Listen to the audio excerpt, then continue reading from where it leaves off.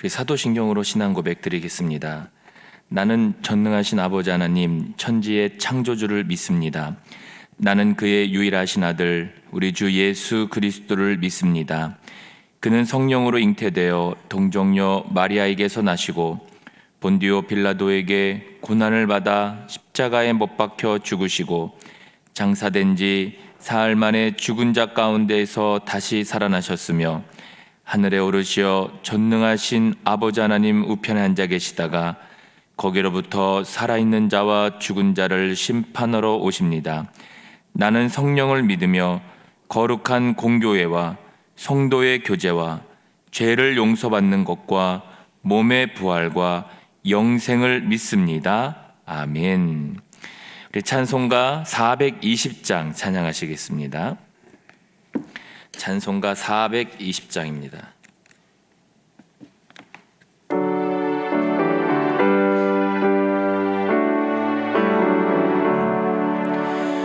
너 성결케 위해 늘 기도하며 너 주 안에 있어 늘 성경 보고 온 형제들 함께 늘 사귀면서 일하기 전마다 너 기도하라. 너 성결케 위해 내 머리 숙여 저 은밀히 계신 내 주께 빌라.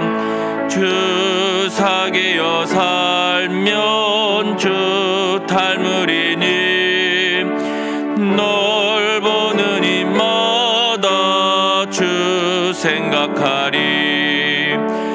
너 성결케 위해 주 따라가고 일 다급하여도 당황치 말고 참 즐거울 때나 또 슬플 때나 너 주님만 믿고 늘 따라가라.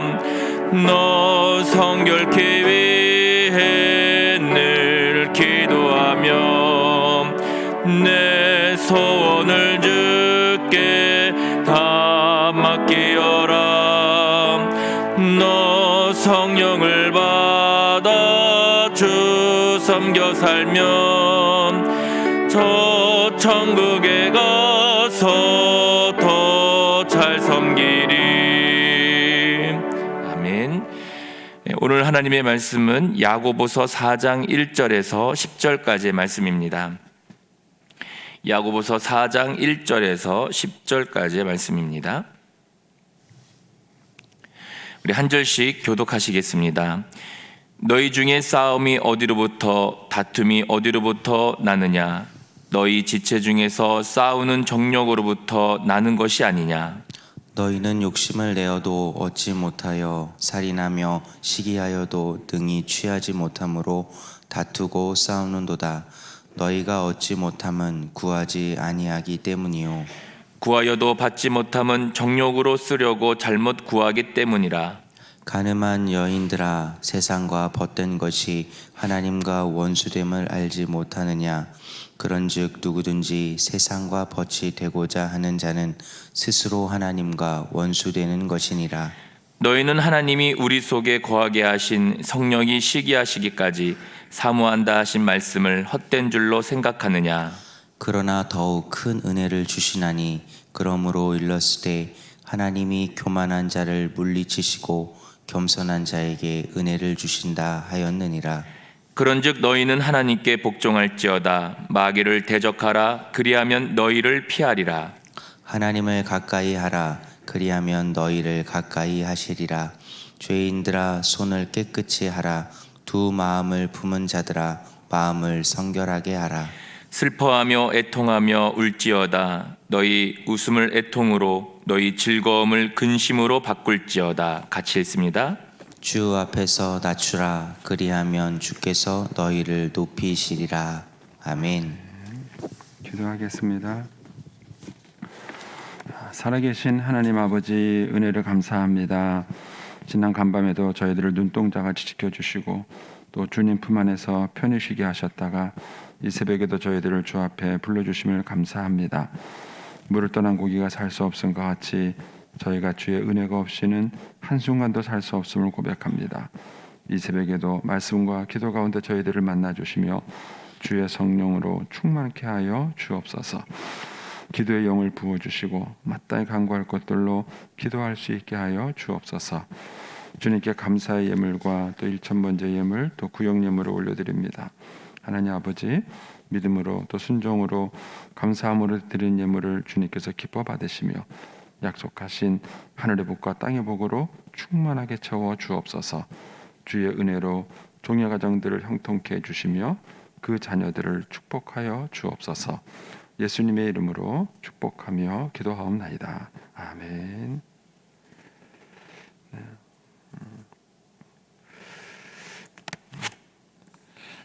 이 새벽에도 주의 은혜와 축복이 함께 하시기를 축원합니다.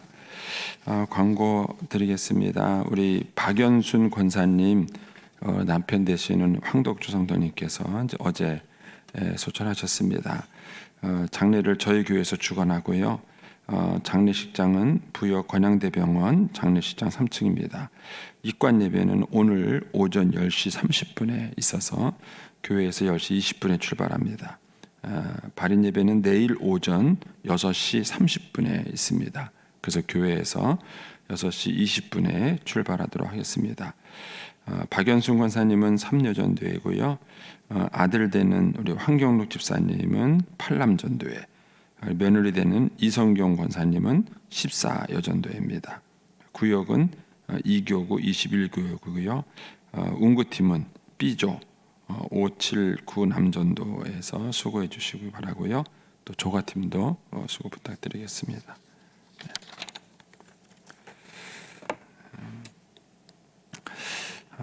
네, 갑자기 할 말을 잊어버렸습니다. 이 야고보서 4장에는 이제 우리가 어제 그 얘기를 나눴던 얘기에 대해서 이제 조금 더 구체적인 해결책을 제시하고 있는 것입니다. 초대교회 안에 이렇게 부한 사람과 가난한 사람들이 섞여 있었고, 그러다 보니까 우리 이 사람들은 그 습관적인 존재잖아요. 그러니까 이제 사회적 습관을 이제 그대로 이제 갖고 오는 것이죠. 성경에서는 그것을 예습관이다 이렇게 얘기합니다. 그러니까 우리가 예수를 믿어도 옛날 습관을 그대로 갖고 오는 것입니다. 이렇게 예수를 믿고 그 뭔가 이렇게 확 뒤집어지는 이런 경험이 눈에 보이진 않지만 우리가 이제 어린 시절에 예수를 믿게 되면은 옛 습관이 적은 거예요. 그래서 어린 시절에 예수 믿은 사람일수록 신앙적인 변화와 모습이 아주 분명하고 좋습니다. 나이 들어서 예수를 믿으면 이게 확 변하는 게 눈에 확 띄어요. 그렇긴 하지만은 옛 습관이 너무 많기 때문에 나이 들어서 예수를 믿게 되면은 예수 믿은 사람들의 모습으로 모양을 바꾸기가 쉽지 않습니다. 그러니까 이제 초대교회라는 말의 뜻은 뭐냐면은 신앙을 처음 시작했기 때문에 선배들이나 전통이 부족하다는 뜻이라고 할 수도 있어요. 그러니까는 초대교회에 이렇게 예수 믿는 사람들이 들어왔지만 그런 어떤 사회적 그런 습관, 옛 습관 이런 것들이 교회 안에도 여전히 남아 있는 것입니다. 그러니까는 이게 섞여 있는 거예요. 신앙적으로 은혜 받은 모습과 그다음에 옛 습관의 모습이 섞여 있었는데 이제 그 중에 하나가 부한 사람과 가난한 사람들의 차별이었습니다. 그러니까 초대교회가 이거를 잘 극복을 했기 때문에 오늘날까지 복음이 살아있는 거예요. 만약에 이제 초대교회가 이것을 잘 극복을 못했다 그러면은 아마 그 당시에 교회가 없어졌을지도 모릅니다.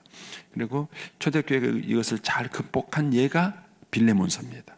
여러분들 이제 빌레몬서를 보시면 부자였던 그 빌레몬이 자기 집의 종이었던 오네시모가 자기 재산을 훔쳐서 도망갔음에도 불구하고 그를 용서하고 받아들여주는 모습이 빌레몬서예요. 이게 이제 초대교회의 모습이죠. 그러니까 이제 이런 것들 때문에 신앙이 살아 있었던 것이죠. 이제 그것을 위해서 이제 권면한 내용이 이제 오늘 본문의 내용이에요. 그래서 이제 초대교회에서 부자와 가난한 사람 사이에 갈등이 생기니까 부자는 차별을 한 거죠. 차별을 해서 가난한 사람을 멸시한 거고, 가난한 사람은 그런 부자를 공격한 것입니다. 뭐죠? 입으로, 언어로 그들을 비난하고 뒤에서 흉보고 수군덕거리고 이렇게 해서 비난한 것이죠. 그러니까는 결국 양쪽이 다 상처를 받은 거예요.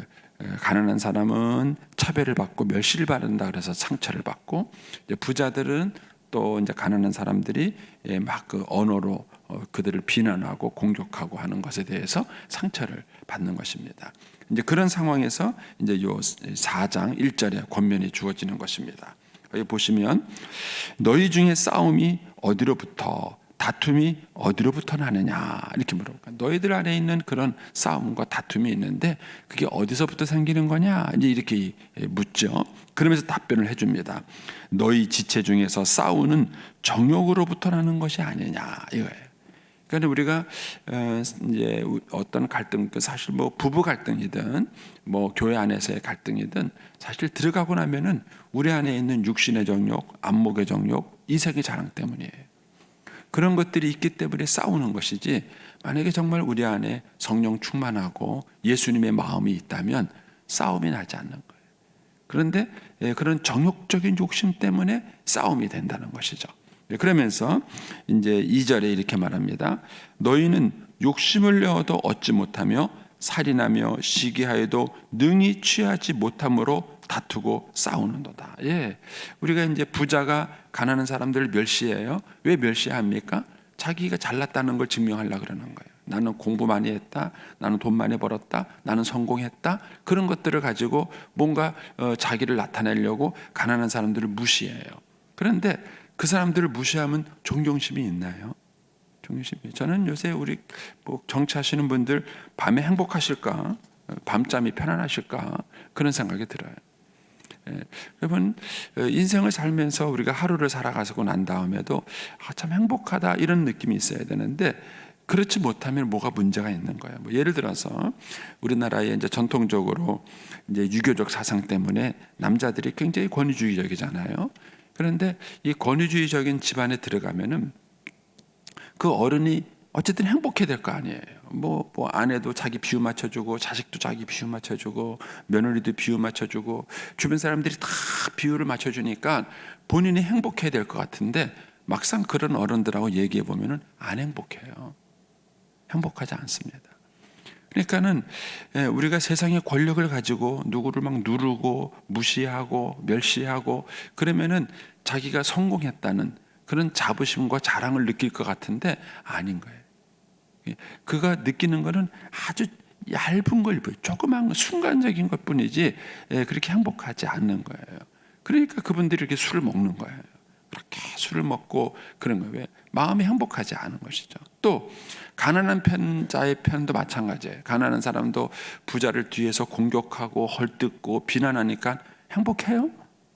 행복하냐는 거예요. 그게 행복한 게 아니에요. 다른 사람을 막 뒤에서 비난하고 욕하고 흉보고 막 그러는 것이 그렇게 행복한 것이 아니라는 거예요. 그러니까 이제 여기서 그 얘기를 하는 거예요. 너희가 욕심을 내어도 너희가 얻지 못하고, 심지어는 사람을 살인하고 시기하여도 능히 그것을 얻지 못한다. 너희가 취하지 못한다. 그러면서 뭐라 그랬냐면 너희가 얻지 못하는 것은 뭐라고요? 구하지 않기 때문이다. 그러니까 대상이 틀린 거예요. 우리가 인생을 살아가면서 우리의 삶에 그러니까 허전하고 허무하고 또 때로는 외롭고 그런 어떤 것들이 생길 수 있어요. 근데 그런 것들을 사람에게서 얻는 게 아니라는 거예요. 뭐 누구를 무시하거나 공격하거나 싸우거나 그렇게 해서 얻어지는 게 아니라는 거예요. 우리의 인생에 참된 행복을 주고 만족을 주는 것은 하나님이시라는 거예요.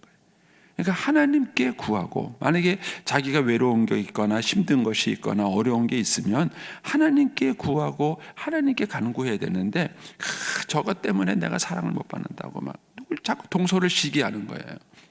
저게 없으면 내가 어머니께 사랑받을 텐데 저게 아주 막 그냥 시어머니 앞에서 막 그냥 알랑방구 끼면서 그냥 나를 이렇게 한다고, 마치 그 사람 때문에 내가 행복하지 않은 것처럼, 마치 그 사람 때문에 내가 뭐 어려운 것처럼 자꾸 그 사람을 시기하고 비난하고 헐뜯고 그러는 거예요. 근데 거기서 행복이 얻어지는 게 아니라는 거예요. 외롭고 힘들면 하나님께 가라 이거예요.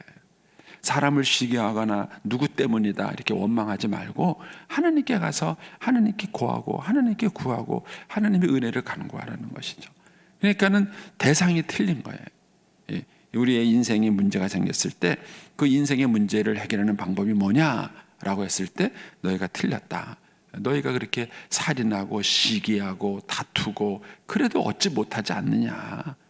그러니까 너희가 진정으로 그걸 얻을 수 있는 것은 하나님께 나가는 것이다. 이렇게 이제 얘기를 하는 것입니다. 그러면서 3절에 이렇게 말합니다. 구해도 받지 못한다. 어떤 사람은 그럴 거예요. 하나님 나 기도했어요. 근데 기도해도 안 달라져요. 이렇게 말하는 분이 있을 거예요. 거기에 대해서 이렇게 말하는 겁니다. 구하도 받지 못하는 것은 정욕으로 쓰려고 잘못 구했기 때문이다. 그러니까 하나님은 우리의 필요를 채워주시는 분이지 우리의 욕심을 채워주시는 분은 아니에요.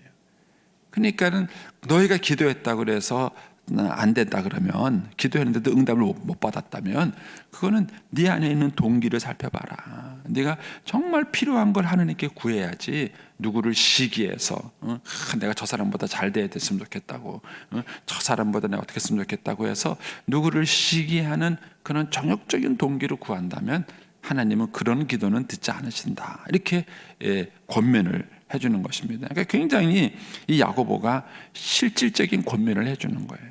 우리의 인생과 삶에 생기는 문제들을 실질적으로 해주는 거예요. 이제 아내에게, 남편에게 자꾸 바가지 긁는 그 아내도 보면은요, 뭔가 마음이 흡족하지 않아서 그래요. 자기가 행복하면 그렇게 바가지 긁을 이유가 없어요.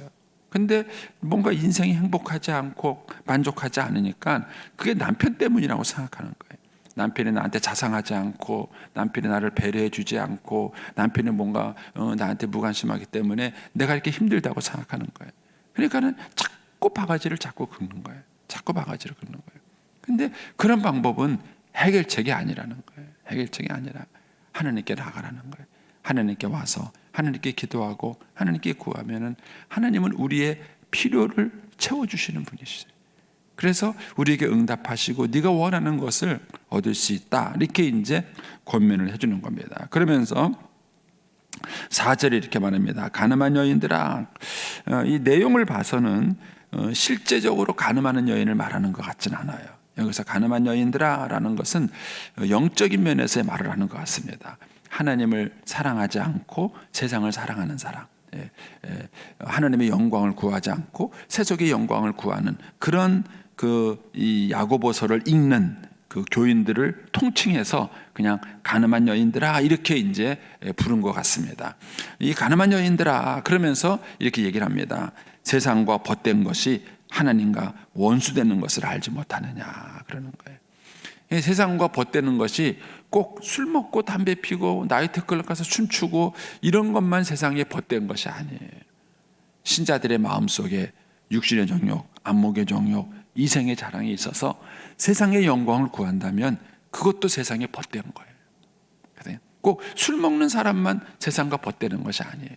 우리의 마음속에 세속적인 영광, 세속적인 어떤 그런 것들을 구하는 것이 우리에게 있다면 그것이 바로 세상을 사랑하는 것이고 세상의 영광을 구하는 것입니다. 우리가 제2의 거듭남으로라는 것도 우리가 그런 걸 돌아보자는 거예요. 우리가 자녀들을 열심히 공부해서 이 아이들이 실력 있는 아이 되고 능력 있는 아이 되려고 우리가 노력을 했는데 그게 정말 하나님의 영광을 위해서냐 아니면은 세속적인 영광을 위해서냐, 세상적인 그런 영광을 위해서 우리 아이들을 막 공부시키고 성공시키려고 했다면 그것도 세상과 벗된 거예요.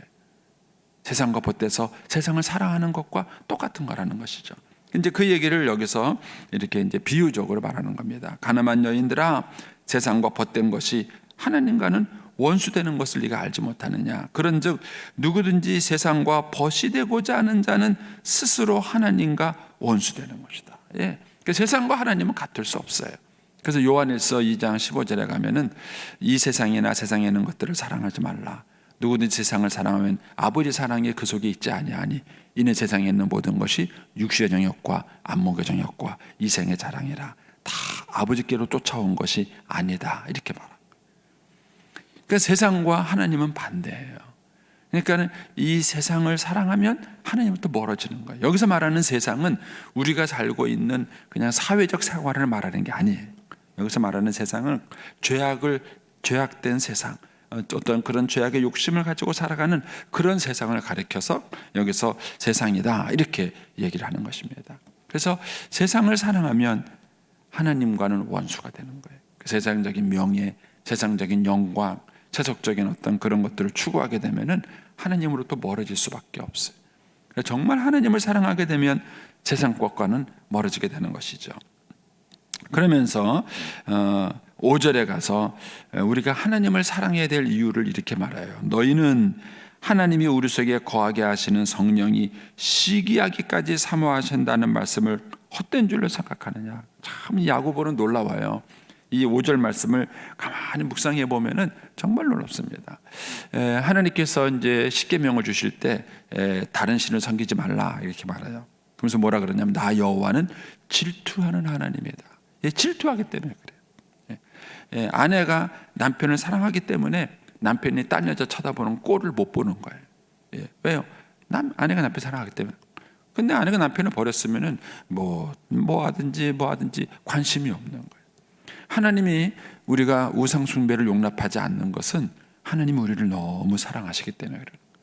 너무 사랑하기 때문에 우리가 하나님 외에 다른 걸 쳐다보면 하나님 싫으신 거예요. 그만큼 하나님 우리를 사랑하신다는 거예요. 근데 그거를 야고보는 한 단계 더 묵상을 했어요.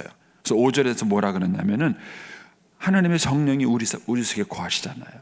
그런데 그 성령님이 시기 질투가 날 정도까지 우리를 사랑하신다는 거예요. 와, 이게 말이 돼요. 제가 볼 때는 과장법 같아요. 이게 왜냐면은 성부, 성자, 성령 하나님은 삼위일체 하나님이시잖아요. 완벽하게 사랑으로 하나가 되는 하나님이세요. 그런데 그 성령님이 시기할 정도로 우리를 사랑한다는 거예요. 제가 여기에 가끔 이해가 되는 게 뭐냐면요, 사위가 생기니까 우리 아내가 사위한테 잘하는데 가끔 속상해요. 저한테 하는 것보다 잘할 때가 있어요. 그래서 우리 사위. 그래서 가끔 제가 시기해서 시기를 제가 해갖고 당신 남편이 누군지 똑바로 알라고. 근데 반대 얘기도 제가 교인들한테 들어요. 남편이 며느리를 사랑하는데 자기보다 더 아끼는 거예요. 며느리 막 살 때 살고 챙기는 거예요. 그럼 가끔은 이제 아내가 섭섭하대요. 이 양반 봐라. 나는 별로고 뭐 며느리만 챙기나 그런 생각이 든다는 거예요. 맞나요? 저도 이제 며느리가 생겨봐야 알겠어요. 근데 이제 사실은 뭐 나쁜 의미는 아니잖아요. 사위가 이쁘고 며느리가 이쁘니까 그렇게 잘해주는 건데, 근데 같은 부부 사이에도 섭섭해요. 그게. 근데 이제 여기서 이런 얘기를 하는 거예요. 우리 속에 거하시는 성령이 시기하기까지 하나님 우리를 사랑하신대요. 그 정도로 하나님이 우리를 사랑하세요. 그런데 그런 하나님을 두고 세상을 사랑한다. 이건 정말 나쁜 사람이에요. 정말 나쁜 사람이에요. 이건 사랑에 대한 배신인 거예요. 그러니까 하나님이 우리를 그렇게까지 사랑하시고 우리를 아끼시는데 그 하나님을 버리고 세상을 사랑한다는 것은 정말 하나님께 큰 죄를 짓는 거예요. 야고보가 지금 그런 얘기를 하는 거예요. 하나님이 이렇게 우리를 사랑하시는데 너희가 왜 세상을 사랑하느냐? 세상을 사랑하니까는 자꾸 욕심이 생기고 그러니까 시기하고 질투하고 다투고 싸우는 거 아니냐는 거예요. 그러니까 결국 이 야고보는 이 초대교회에 부한 자와 가난한 자의 차별이 생기고 사람들이 입으로 막 누구를 비방해서 상처 입히고 하는 그 근본 원인이 뭐냐? 그런 갈등이 생기는 근본 원인이 뭐냐? 너희가 하나님을 사랑하지 않기 때문이다. 이렇게 얘기를 하는 거예요.